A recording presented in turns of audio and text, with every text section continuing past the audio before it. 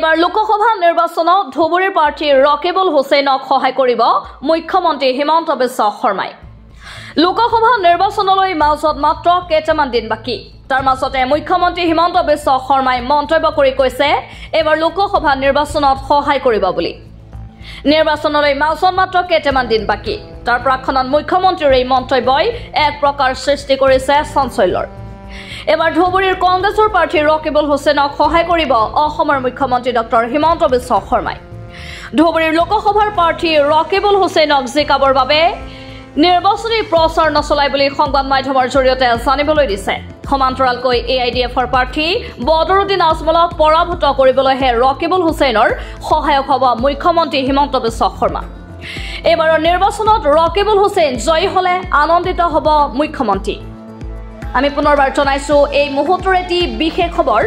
বদৰুদ্দিন আজমলক পৰাভূত কৰিবলৈ ৰকিবুল হুছেইনৰ সহায়ক হ'ব মুখ্যমন্ত্ৰী হিমন্ত বিশ্ব শৰ্মা। এবাৰ ধুবুৰীৰ কংগ্ৰেছৰ প্ৰাৰ্থী ৰকিবুলক সহায় কৰিব অসমৰ মুখ্যমন্ত্ৰী ডক্টৰ হিমন্ত বিশ্ব শৰ্মাই। লোকসভা নিৰ্বাচনলৈ মাজত মাত্ৰ কেইটামান দিন বাকী। এবাৰ ধুবুৰীৰ কংগ্ৰেছৰ প্ৰাৰ্থী ৰকিবুল হুছেইনক সহায় কৰিব অসমৰ মুখ্যমন্ত্ৰী ডক্টৰ হিমন্ত বিশ্ব শৰ্মাই। ধুবুৰীৰ লোকসভাৰ প্ৰাৰ্থী ৰকিবুল হুছেইনক জিকাবৰ বাবে নিৰ্বাচনী প্ৰচাৰ নচলাই বুলি সংবাদ মাধ্যমৰ জৰিয়তে জানিবলৈ দিছে।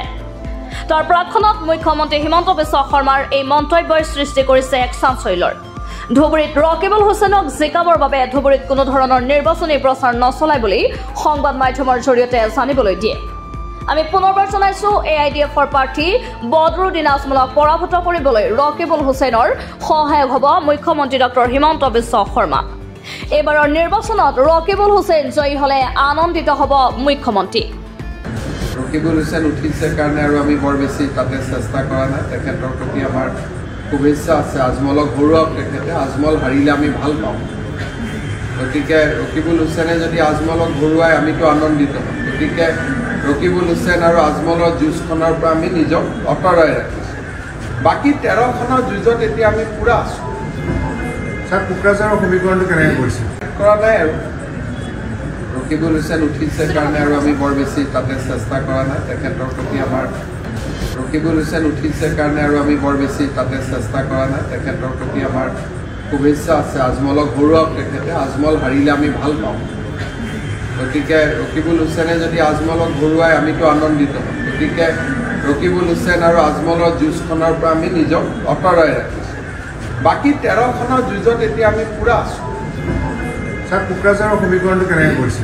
কৰা নাই আৰু ৰকিবুল হুছেইন উঠিছে কাৰণে আৰু আমি বৰ বেছি তাতে চেষ্টা কৰা নাই। তেখেতৰ প্ৰতি আমাৰ ৰকিবুল হুছেইন উঠিছে কাৰণে আৰু আমি বৰ বেছি তাতে চেষ্টা কৰা নাই। তেখেতৰ প্ৰতি আমাৰ শুভেচ্ছা আছে। আজমলক হৰুৱাওক তেখেতে। আজমল হাৰিলে আমি ভাল পাওঁ। গতিকে ৰকিবুল হুছেইনে যদি আজমলক হৰুৱাই আমিতো আনন্দিত হ'ম। গতিকে ৰকিবুল হুছেইন আৰু আজমলৰ যুঁজখনৰ পৰা আমি নিজক আঁতৰাই ৰাখিছোঁ। বাকী 13খনৰ যুঁজত এতিয়া আমি পূৰা আছোঁ। ছাৰ, কোকৰাঝাৰৰ সমীকৰণটো কেনেকৈ কৰিছে? কৰা নাই আৰু ৰকিবুল হুছেইন উঠিছে কাৰণে আৰু আমি বৰ বেছি তাতে চেষ্টা কৰা নাই। তেখেতৰ প্ৰতি আমাৰ